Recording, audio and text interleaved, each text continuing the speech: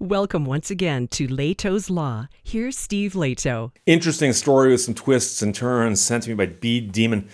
From the Vancouver Sun out of British Columbia, a jeweler loses a lawsuit over swapping of $10,000 pearls.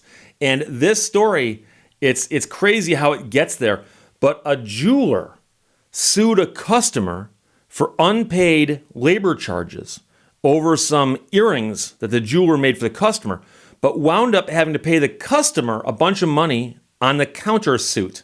So be careful what you wish for. Once in a while you go to court suing somebody and they sue you back and you lose.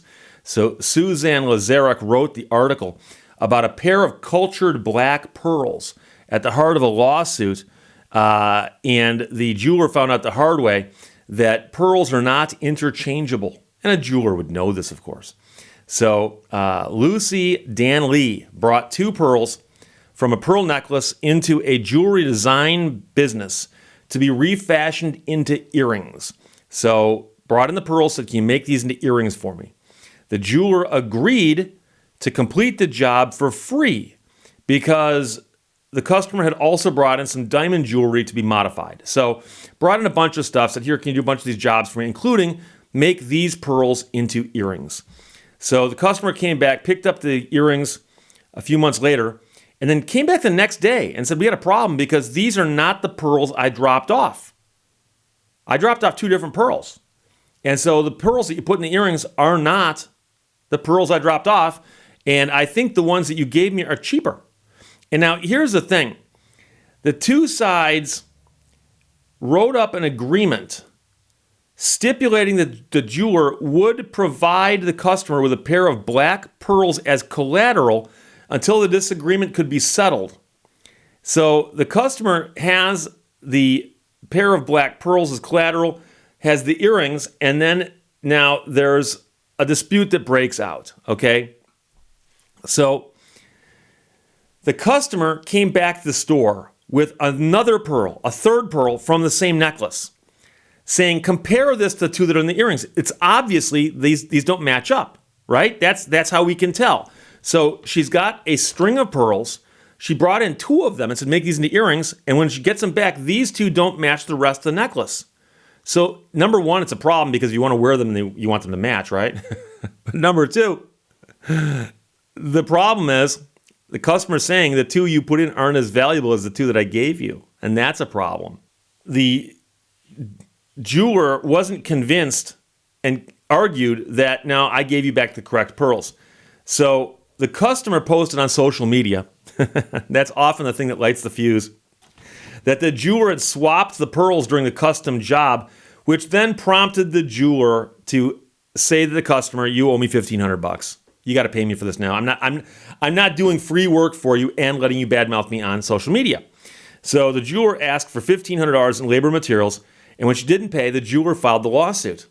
So the jeweler sues the customer, and the customer is saying this person stole my pearls. So the jeweler and the customer wound up in front of the tribunal, and the jeweler told the tribunal that it agreed to waive its fee because the customer had bargained, and it was all part of this several piece of jewelry transaction. But because the customer tarnished their reputation with the social media post, it is only fair that she now pays, the jeweler said. The tribunal's vice chair dismissed that claim because the jeweler had agreed to waive labor charges, and the online post does not alter that agreement. So interesting point. So when you come in and you strike a bargain, and the bargain is you're going to work on this and I'll pay you for that, and you're going to work on this for free because I'm paying you for this, it's all part of a big bargain. Once you agree to that, you can't change it later and say, "Oh, you wrote something on social media? You owe me $1,500 now." You can't do that. So now the customer countersued for return of the original pearls, and she submitted an appraisal that they were worth $5,000 a piece. She agreed to cap her claim, however, at $5,000, which is the maximum allowable in front of this tribunal. So I suspect this is like small claims court. But she says, "Look, I've got appraisals showing that these pearls were worth $5,000 a piece." The tribunal vice chair accepted the argument of the consumer that the pearls and the earrings were incorrect and that the jeweler must have kept the originals. And also points out that there was documentation someplace that showed the size of the pearls, and the pearls and the earrings did not match the size of the pearls that were on the necklace. So the vice chair wrote, on balance, I find the receipt's description favors the customer's version of events. And by the way, the phrase on balance there is actually, I have to point this out, it's a term of art. And it actually is talking about the standard of proof. And we know that to be proven guilty of a crime, you often have to be proven guilty beyond a reasonable doubt. Beyond a reasonable doubt.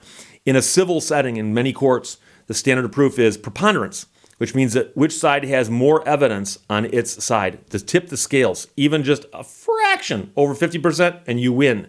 So on balance, I find the receipt's description favors the consumer. So on balance, this side wins.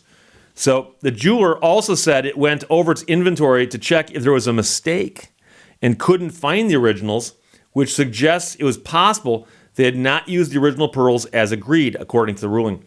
I find the earring pearls were not the original pearls, the court wrote, in granting damages of $5,000 to the consumer.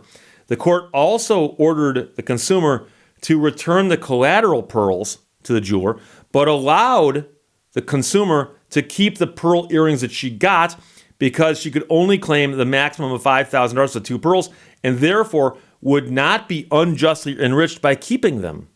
So neither party to this case could be reached for comment, but it's a strange one because it started with someone walking into a jeweler and saying, hey, can you make jewelry for me out of these?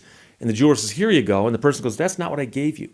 And I've had people tell me stories similar to this. I've read stories like this as well, where somebody brings a stone into a jeweler and says, put this stone in a setting. They come back later and they're looking at it going, that doesn't look like the stone I dropped off. Is it? Is it?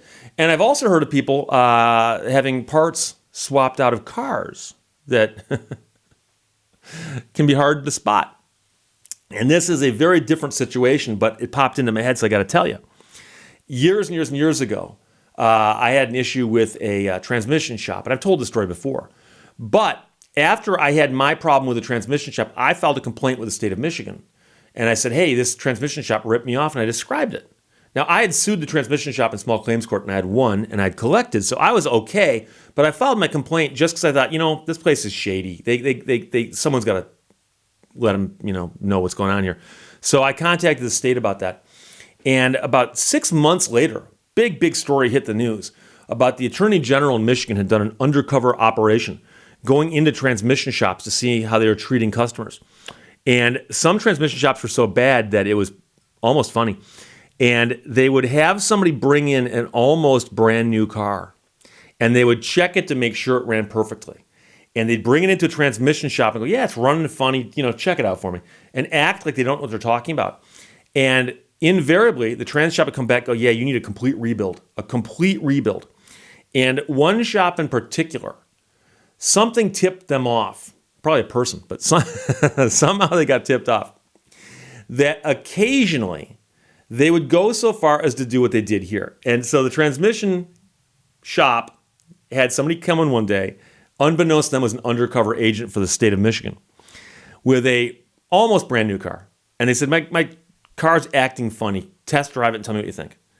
And then they left. They said, well, I'm going. I got errands to run. I'll be back this afternoon. Call me or whatever. And the trans shop, when the person comes back, goes, yeah, your transmission's all messed up. It needs to be completely replaced. You need a complete transmission replacement. Person goes, nah, I don't think so. Gets in the car and drives off immediately and has the car inspected. And the trans shop had pulled the transmission out of the car and put a bad one in. And you might say, Steve, how would you know that? Well, it turns out they got a search warrant. So what they had done, they'd marked the transmission on the car. And when they put the car up on a hoist an hour after they got it, they discovered that the trans had been recently swapped out. And they had marked it in such a way that it was not marked. And armed with a search warrant, they went into the transmission shop and found their transmission up on a shelf. So if they had paid the money, they could have bought their own transmission back from the transmission shop.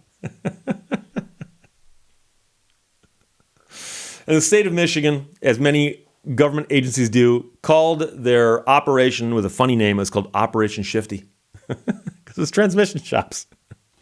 But I have no idea if my complaint played a part in any of that, but I'd like to think it did. But you wonder about these things. You know, how well do you trust your jeweler or your transmission shop or whatever? So, B. Demon, thanks for the story. Vancouver Sun published it, and Susan Lazarick wrote it. BC jeweler loses lawsuit over swapping of $10,000 pearls. Questions or comments, put them below. Let's talk to you later. Bye-bye. Thank you for watching Lehto's Law. To find yourself, think for yourself.